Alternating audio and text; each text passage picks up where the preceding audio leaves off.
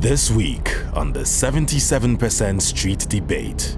My neighbor, sisters, brothers. Sorry, all those people have been kidnapped in your family? Yes, they used to kidnap my family. If they kill people tired, no money, no ransom, maybe they will have to stop. But how many? That cannot be a solution. So you think that it's okay for people to get murdered just so that a solution can be found? If there is money, the killing will continue.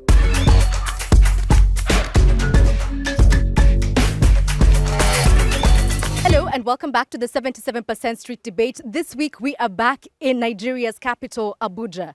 Now, 7,500, that's the number of reported kidnapping cases in a period of 1 year in this country between June 2023 and July 2024. Obviously, some very staggering statistics there. And of course, behind every figure is a person. The people who are going to be speaking to us today, trying to figure out why the situation persists in Nigeria and what can be done about it. Let's start right here with Hawa. Now, when we talk about kidnapping in Nigeria, you might go back to the Chibok girls, and you were actually one of them. It's been 10 years since you were abducted. Do you mind telling us what happened to you? That day that we are in school, these people just come around the school and they just tell us that they are the soldiers, they are the ministry of the soldiers in Nigeria, and they come to protect us. They just carry us to the Sambisa for 3 years. We spent 3 years for there, and we are just praying God will help us and we will still come back to see our parents. And they start asking us that we will be a Muslim or this thing, and we start scaring, and we just say yes. We start collecting the hijab. Yeah. After that, we just spent 2 years or 2 years, and we just say we don't want the Islam again. We want to come back to Christian. Yeah. And they just tell us that they give us 3 days, whether they want to kill us or something like that. And we say yes, we accept that we will die in Christian.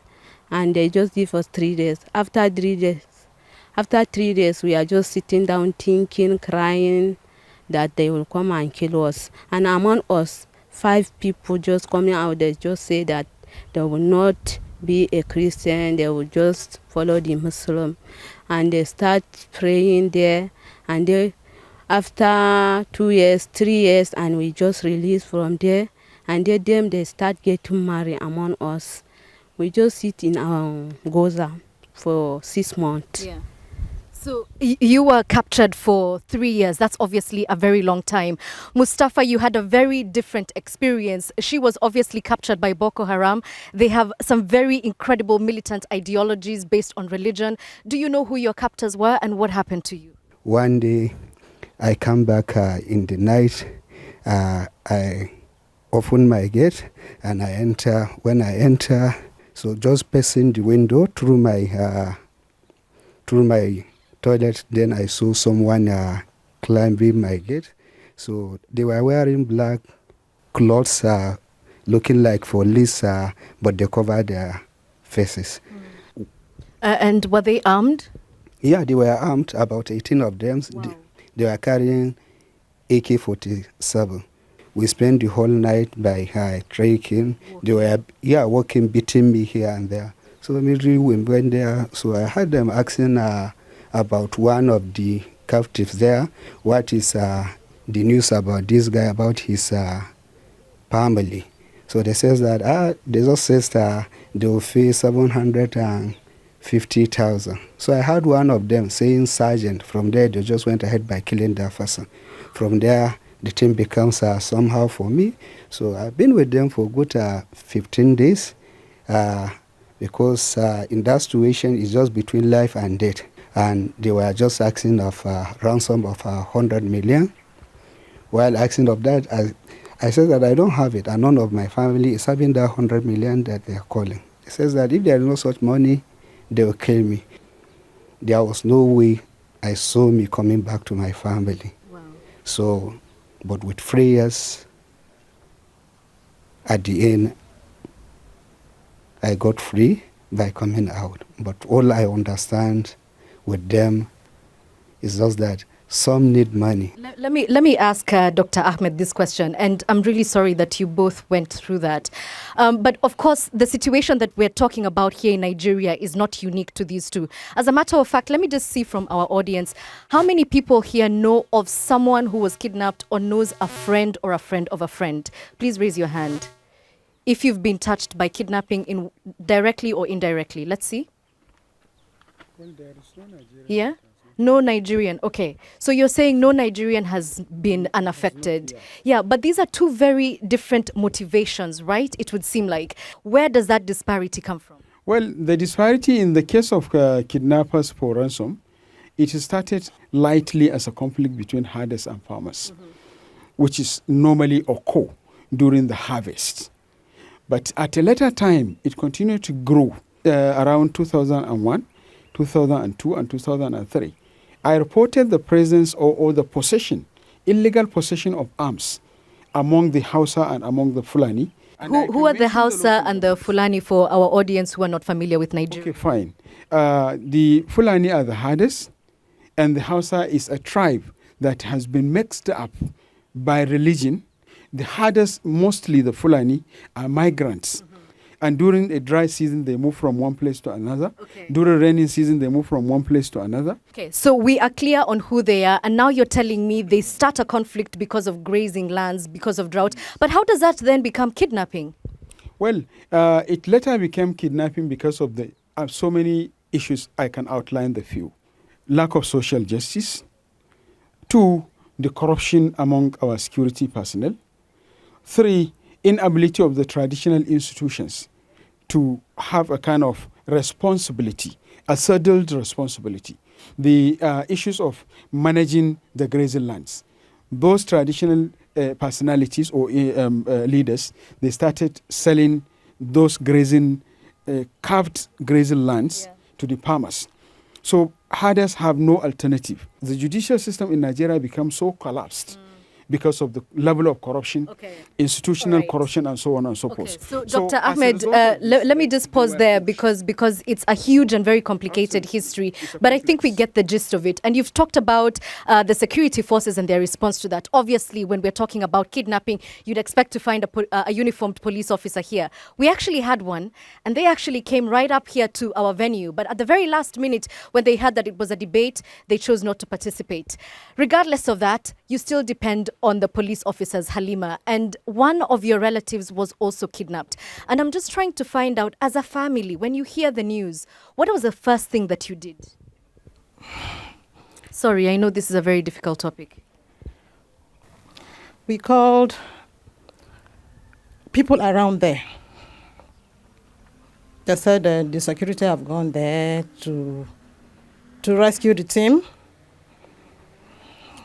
My elder sister has to go down to Kaduna to go and in search of my sister. When they get there, they found out that she's not among the people they rescue. They went in search of her in the mortuary, the hospital, to check if the victim in the hospital, maybe she should be among them. So we were panicking, praying to God to show us the direction where she is. I think it was 2 days later, the kidnappers called her husband and told her, are you so person's husband? He said, yes. They said, okay, your wife and your child is under our captivity. So at this point, have they given you any indication of what they want in return for them? No. No. They've just said, we have them, nothing else. Yes. Yeah. It was later, after 2 weeks, they called. They called that this is what they want from the government. That the government should release their people for them. If the government releases their people, they are going to free our people for us. The next call again is that they started demanding for ransom, 100 million. Unfortunately, it was it was tough. We couldn't get that amount.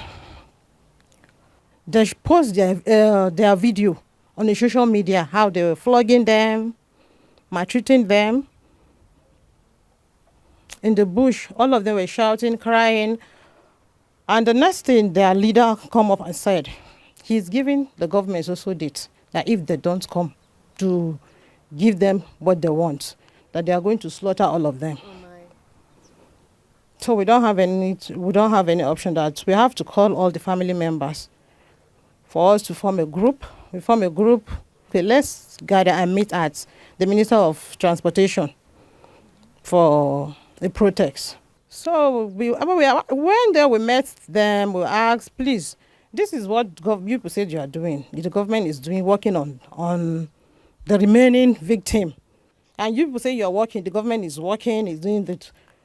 Honestly, we are not happy about this. Okay. So I'll come back to you so that we know how this story was resolved. But before we go too far, I want to come to Joshua because we are hearing some very scary things here, yeah? Why are people so daring? Why has this problem continued persistently for so long? We're talking about 10 years since Hawa there was taken. The bottom line is money. It's a money-making venture. It's a criminal enterprise, and it's extremely lucrative for those that engage in it. Yeah, but it's not easy, is it? Because you have to walk somebody in the middle of the night until an unknown destination. You need people to keep them there. You need to feed these people. Where are they getting the funding from? Well, the funding, don't forget that this is an ongoing enterprise. So, for example, they start small and they graduate into bigger groups, and the more they are victims, the more money they make. Just like she said, if, for example, they have 10 persons in captivity and they get maybe 10 million each, that's 100 million. That's a huge amount of money. And with that, they can use to procure more arms. And with that, they can use to recruit more kidnappers into their fold. And with that, they can get more people. Yeah. Let me come back to Dr. Ahmed here, because when you look at how dire the situation is at the moment, would you say that it's the inability of the politicians, or is it the inability of the police to get down to the bottom of this? None of these guys is a foreigner. Their parents are known. Their foreparents are known. And everybody, when I say everybody, including myself and all the institutions that you can name them as security institutions, knows who are these guys. So the question is, what have we been doing? They are all of them entirely, they are not up to 3,000 in number. And yes, of course, not the people behind it, those who are carrying the arms. But because of the infiltration of inability of the government to do the right thing, because of the level of corruption and negligence, because of the internal sabotage, because of the unscrupulous elements, because of the lack of understanding of the community that the issue of security is not the responsibility of the government alone, and it's not the responsibility of only the security personnel who are trained to secure or to carry arms and so on and so forth, because the criminals are taking the advantage of the divided mindset and the divided institutional perspective that we have. Let me ask Mustafa here a question. Joshua, I know you want to say something. I'll come back to you. Dr. Ahmed here is saying that the people who do these things, they are known. They live in the same villages as us. They are our family members. They are friends of friends. Do you know who was behind your kidnapping, and have they been brought to justice? I don't know anybody, but most of the problem of the kidnapping that is happening, the one that is happening at home, there is informers. Some could be among your neighbors. Some could be for the purpose of issue of business or something else. Maybe they might need something from you. In my own case, I said no. All right. Let me ask Hawa here, because your case was internationally publicized. Everybody around the globe was trying to find the Chibok girls. But there are still some who have been held in captivity. Despite what the government did and despite what the international community tried, do you feel that it was enough? No, it's not enough. I'm still asking them for our sisters still there for 10 years. Up to now, they are still there. And then we are begging the government to release our sisters because it's painful for us. Up to now, if I remember, I'm still crying. I don't know where they are, whether they are still alive. And then we are not hearing government is talking about them again. And this thing is painful for me. Do you think that the government has forgotten about the remaining girls? Yes, I think so. Okay. So, Joshua, let me come back to you, because it's a bit of a chicken and egg situation, right? Because when does it stop? I mean, I know there's a law in this country that bans payments of ransom, but what is a family to do when their loved one has been taken? I think it's quite inhuman to criminalize ransom payment. Now, on the heels that the security agencies are slow, right? And two factors are responsible, essentially, for why kidnapping for ransom is thriving in Nigeria. And I think we need to get the conversation very correctly. Number one is the fact that Nigeria is a cash-based economy. Now, what do you use to pay for ransom? Well, I would imagine if you're a clever kidnapper, not a digital currency. Yes. In 2023 alone, cash-based transaction stood about 52%. Now, what happened is because the government or the relevant authorities has not made investment in digital banking infrastructure. Now, once you cut the source, once you ensure that the economy, the use of cash in the economy is reduced to the barest minimum, the business won't be lucrative anymore. Because no kidnapper will want to take money by wire, by bank transfer or anything, because there will be a trail. So long that there's cash in the society, the issue of kidnapping is not going anywhere soon. All right. Now, the last time we saw Halima, we were asking about what your family did in order to get your sister. And you tell me that you were eventually able to raise the ransom. What impact did that have on your family? It was so hard. We were unable to raise the ransom. When for the protest, we were begging the government, please, the rest of the people that we don't have that amount they are asking for. The government should try and do something, please. They said, okay, we should go, that they will get back to us. We went, there was no call, nothing. We didn't hear anything from them till after that was, I think, going to 7 months. 7 months. Wow. So this is a very long process that you're going back and forth, not really knowing what's going to happen. So how did you eventually get your sister back? Let me say it's by God's grace. Without paying any ransom? God's care, I don't know. That is between them and the government. So Halima, they're telling us the story of her family, but I'm just curious to hear from the people at the back. You know, how has kidnapping affected you guys in your villages, in your homesteads? Let me hear from some people at the back, please. I'm living in my village before 2018. It's the reason that I come back. We are staying in Abuja with our parents because in our village we don't have safe. Most of some people now, even my neighbor, sisters, brothers, they kidnapped them in August 6 this year. Sorry, all those people have been kidnapped in your family? Yes, they used to kidnap my family. They killed my uncle for, last year in the farm. Yes, we are suffering a lot in our village. Okay. Does anybody else have a similar experience? Are you able to go back to your villages and feel safe? No, I can't go back to my village and feel safe. But here in Abuja, anywhere I go, everywhere I visit, I used to feel safe because there are a lot of military personnel here. That's why. But in the village, most of the places are not safe.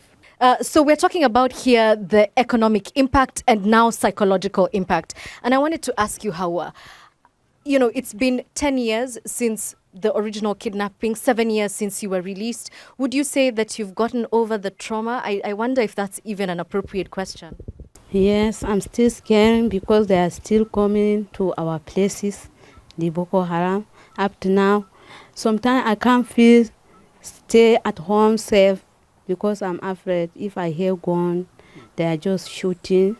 And then up to now, about my sister, I can't forget it. They are always flocking us, and sometimes we can't get food to eat. That time that we are in captivity is 1 month, we do not eat food, it's only water and some other food that we are getting it there. And then, even these people, up to now, they are still arresting our villages. Wow. So as we were speaking, I noticed that it's very difficult for you to express yourself when it comes to this. Did the government offer any support at all to your family and your sister after the fact? No, not at all. Okay. Let me ask you, Mustafa, the same question because, you know, being taken from your home, that's something very, very personal. What have you done to sort of come back to full psychological health, if you have? During the time they told me there was total trauma. And when I come back, I was to be in the hospital. And even while coming out of the hospital, I used to have a lot of discussions or a lot of things from my family, especially my wife. She says that I say so what, which I don't know I even said it. So for that purpose, I was at the high touch of, in terms of psychological problem for the purpose of that kidnapping, because the kind of things I saw in that village, in that bush, to says the fact I won't be happy even for the person that pray or wish me, or someone who met me saying that he's praying for my death. I am not praying for him to have such kind of trauma that I got in my life. Yeah. Dr. Ahmed, when Mustafa is speaking here, you're shaking your head. And obviously, these are rooms that you've been privy to because you no longer do this, but you are negotiating the releases of these people. How difficult is it for the families? Well, it is quite difficult because I can say that in 11 years or thereby, I was able to conduct 84 negotiations. I only succeeded in one. When you say succeed, what does success look like in that field? I was able to facilitate the process of releasing 35 people at a time. But 82 were total failure.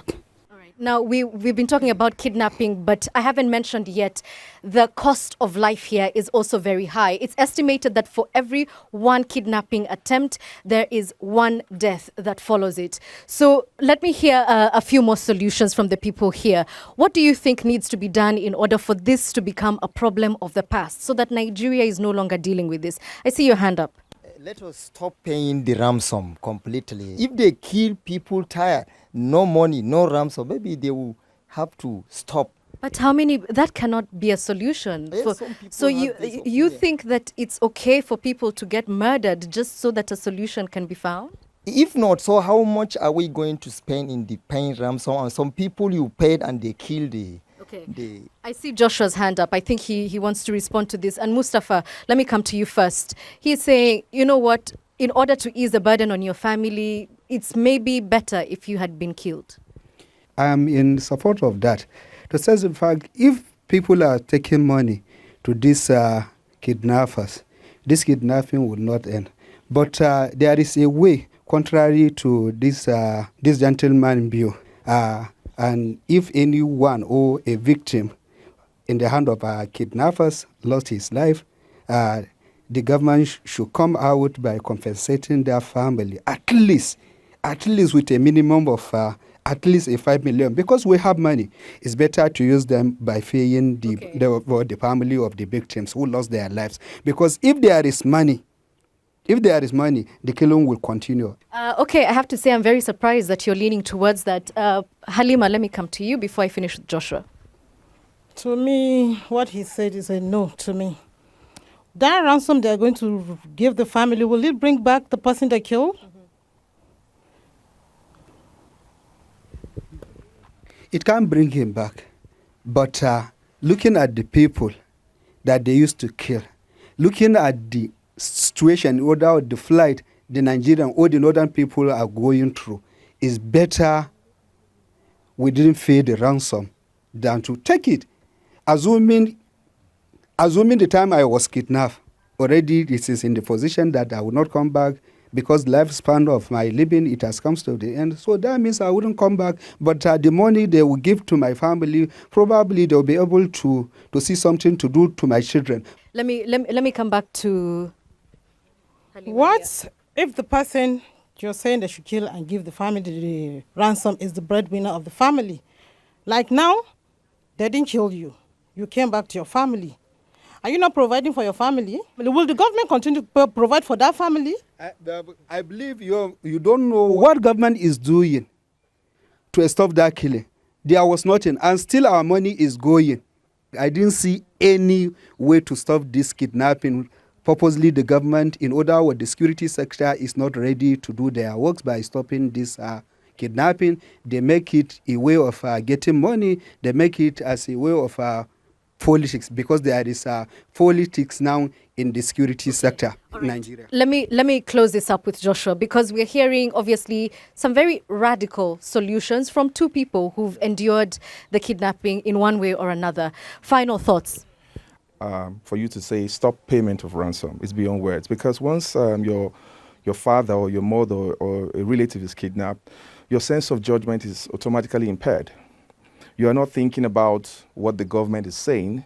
What comes to your mind is, how do I get my relative out? So I'm not sure anybody can relate with, there's a law that says that if you pay ransom, you're liable for 15-year jail term, because it won't make sense, because that's not an ideal situation. I expect the government to put words into action to ensure that ransom payment is reduced. It cannot be stopped. So for you to enact a law by saying, okay, it's felony for you to pay ransom, it defeats common sense for me. Yeah. All right. So we asked what sounded like a very simple question at the beginning of this debate. What is causing the problem of kidnapping here in Nigeria? Very clear factors elaborated. How can you stop that?